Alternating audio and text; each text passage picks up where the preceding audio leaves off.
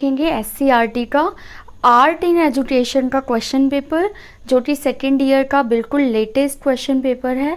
तो आपके लिए बहुत ज़्यादा इम्पॉर्टेंट होने वाला है, चाहे आप रीअपियर दे रहे हो सेकेंड ईयर का या फिर आप फर्स्ट ईयर के स्टूडेंट हो और पास आउट हो चुके हो। तो आपके लिए ये क्वेश्चन पेपर प्रिपरेशन का बहुत अच्छा तरीका होगा। इससे आप क्वेश्चन के तरीके जान पाओगे और टॉपिक्स खासकर कि कौन से टॉपिक से किस तरीके के क्वेश्चन जो है वो बनाए जाते हैं। खासकर ये जो आर्ट एजुकेशन का पेपर है, क्योंकि ये आपका प्रैक्टिकल का पेपर होता है, 50 मार्क्स का होता है, तो इसके अंदर ना काफ़ी प्रैक्टिकल क्वेश्चंस पूछे जाते हैं। तो एग्ज़ाम में किस तरीके से आप प्रिपेयर होकर जाओ ताकि एग्जाम्पल्स और एक्टिविटीज़ जो भी वहाँ पर प्रैक्टिकल क्वेश्चन पूछा जाए उसका आंसर दे पाओ। उसके लिए बहुत ज़रूरी है कि आप इस क्वेश्चन पेपर को एक बार सॉल्व करके जाओ। तो स्टार्ट करते हैं वीडियो को। और जैसा कि आप देख रहे हो बिल्कुल एनुअल एग्जामिनेशन है, ये 2022 का बिल्कुल लेटेस्ट वाला है जो अभी ही हुआ था। तो अब इसको स्टार्ट करते हैं। और ये प्रैक्टिकल का पेपर मैं बता चुकी हूँ, तो 50 नंबर जो है आपको कॉलेज वाले देंगे और 50 नंबर का ये पेपर आपका होगा। अब यहाँ पर दे रहा है इन्होंने कि question number 1 is of 10 marks. हाँ जी, जो क्वेश्चन नंबर 1 होगा वो 10 नंबर का होगा एक क्वेश्चन, ठीक है। और बाकी के 6 से 6 तक जितने भी क्वेश्चन होंगे 2 से लेके 6 तक, यानी 5 क्वेश्चन वो 8-8 नंबर के होंगे, यानी 8 5 40, 40 नंबर वहाँ हो गए। और जो पहला क्वेश्चन है वो 10 नंबर का, तो टोटल 50 नंबर का जो क्वेश्चन पेपर है वो यहाँ पर आपके लिए बनाया जाएगा। अब देखेंगे क्वेश्चन नंबर 1 को। यहाँ पर आपको किन्हीं 2 के हैं उत्तर देने, यहाँ पे मतलब 3 आपको दिए गए हैं टॉपिक्स और जिसमें से किन्हीं 2 के आंसर देने होंगे, यानी कि 5-5 नंबर का आपको यहाँ पर आंसर देना होगा और ये 10 नंबर का हो जाएगा। तो पहला जो क्वेश्चन है इसमें इन्होंने पूछा है कि शिक्षा में लोक कलाओं का क्या महत्व है। तो फोक आर्ट जो है काफ़ी इंपॉर्टेंट टॉपिक हो जाता है आपके आर्ट एजुकेशन में, तो फोक आर्ट को ज़रूर से ज़रूर पढ़ के जाएं। और किसी एक प्रकार की लोक कला के बारे में आपको बताना है तो एक एग्जाम्पल जो है वो काफ़ी अच्छे से तैयार करके जाना होगा। इसके साथ ही बी दे लेते हैं। ऑप्शन बी में आपको दिया गया है कि रंगोली बनाने की विधि लिखें और यह कलात्मक कौशल के विकास में कैसे मदद करती है, इसका उदाहरण दें। तो मैंने आपको बताया कि इस पेपर में एग्जाम्पल्स भर भर के पूछे जाते हैं, तो पहले से ही जो उदाहरण वगैरह हैं वो आप तैयार करके रखें। और अगर आपको किसी भी तरह की दिक्कत आती है तो आप कमेंट कर सकते हैं, मैं अलग से वीडियो बनाकर उस टॉपिक को समझा दूंगी, चाहे वो कोई लेसन प्लान बनाना हो या कठपुतली बनाने की विधि या कोई भी ऐसा क्वेश्चन या टॉपिक जो आपको मुश्किल लग रहा हो या आपको समझ नहीं आ रहा हो कि किस तरीके से आंसर करना है, तो वो आप कमेंट कर सकते हैं। मैं ज़रूर कोशिश करूँगी अलग से वीडियो बनाकर उसको क्लियर करने की, ठीक है। वैसे आर्ट एजुकेशन का जो इंटीग्रेटेड लेसन प्लान होता है वो अलग से वीडियो में मैं डाल चुकी हूँ, तो आप वहाँ पर देख सकते हो। एक क्वेश्चन जो है वो आता ही आता है लेसन प्लान का। तो ये ए और बी मैंने पढ़ दिया, अब ये सी है और इन ए बी सी इनमें से कोई 2 ही करने हैं आपको 5-5 नंबर के लिए। सी में पूछा गया है कि विभिन्न विषयों के शिक्षण में प्रदर्शन कलाओं की क्या भूमिका है।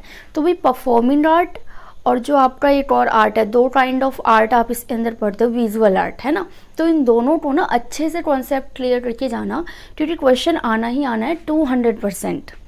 और साथ ही साथ इन्होंने कहा है कि किसी भी प्रदर्शन कला के बारे में आप बता दो। तो जब आप एग्जाम्पल पढ़ोगे तो उसमें से किसी भी प्रदर्शन कला का डीपली जो है वो जिक्र आपको करना होगा। तो ये था क्वेश्चन नंबर 1 10 नंबर के लिए। और अब क्वेश्चन नंबर 2 से लेके 5 तक आपको जो भी क्वेश्चन मिलेंगे वो मिलेंगे आपको 8-8 नंबर के, ठीक है। तो अब जो सेकंड क्वेश्चन है 8 नंबर के लिए वो है कि बच्चों के लिए सौंदर्य बोध क्यों इम्पोर्टेंट है। तो काफ़ी एस्थेटिक भी बहुत इम्पॉर्टेंट है आपके लिए, इस टॉपिक को बिल्कुल छोड़ के मत जाना, क्वेश्चन किसी भी तरीके से पूछ सकता है। और आपको जो है यहाँ पर उदाहरण भी देना है। तो जैसा कि मैंने आपको बताया है कि उदाहरण तो पूछेगा ही पूछेगा, हर क्वेश्चन में आपसे उदाहरण पूछ रहे हैं और आधे नंबर तो उदाहरण के ही मिलते हैं आपको, तो रेलेवेंट उदाहरण होना भी ज़रूरी है। अब क्वेश्चन नंबर 3 देखिए, 4+4 की मार्टिन स्ट्रीम है हिस्ट्री, और ये कह रहे हैं कि सामाजिक अध्ययन और गणित के साथ कला को कैसे एकीकृत करोगे, उदाहरण दो। तो यहाँ भी इंटीग्रेशन आप किस तरीके से करोगे सोशल साइंस में और गणित के साथ आर्ट को, इसका आपको एक एग्जाम्पल देना होगा दोनों के लिए। तो कुछ भी दे दो, जैसे मैथ्स पढ़ाने के लिए आप आर्ट यूज़ कैसे कर सकते हो, क्ले से आप शेप्स बनवा सकते हो, है ना। तो ऐसी चीज़ें आप यहाँ पर उदाहरण में ईजिली डाल सकते हो। क्वेश्चन नंबर 4 में अथवा करके 2 ऑप्शन दिए गए हैं आपको, दोनों में से कोई भी एक कर सकते हो, दोनों ही 8-8 नंबर के हैं। तो दृश्य कला को एकीकृत करके आपको उच्च प्राथमिक स्तर के लिए 1 घंटे की क्या बनानी है, पाठ योजना। तो मैंने अभी अभी आपसे कहा ही था कि पाठ योजना तो आनी ही आनी है, तो आपको आर्ट एजुकेशन की पाठ योजना बनाने ज़रूर आना चाहिए।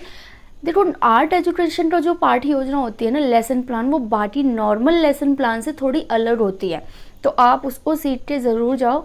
हो सकता है ऑप्शनल में जो क्वेश्चन हो वो ना आता हो आपको, तो आप ये वाला क्वेश्चन जो है वो अटैम्प्ट कर सकते हो। तो आप वो वीडियो देख लें जहाँ पर मैंने आर्ट एजुकेशन का इंटीग्रेटेड लेसन प्लान बनाना सिखाया है, तो उसकी मदद से आप इजीली जो है लेसन प्लान बना लोगे। अब मान लो आपको नहीं आता पाठ योजना, तो आप ये क्वेश्चन कर सकते हो। अब क्वेश्चन क्या है कि संग्रहालय कला एवं अन्य विषयों के अध्ययन का सर्वोत्तम स्रोत है। इस कथन की पुष्टि करने के लिए आपको उदाहरण देने हैं। तो ये क्वेश्चन थोड़ा सा अजीब है, इसमें आप थोड़ा सा ना मिक्स हो जाओगे, तो समझ में नहीं आ रहा है कि आप उदाहरण दे रहे हो या एक्सप्लेन कर रहे हो, क्योंकि कोटेशन दे दिया है और कोटेशन वाले जो आंसर होते हैं ना वो बहुत ही रिस्की होते हैं अटैम्प्ट करने में।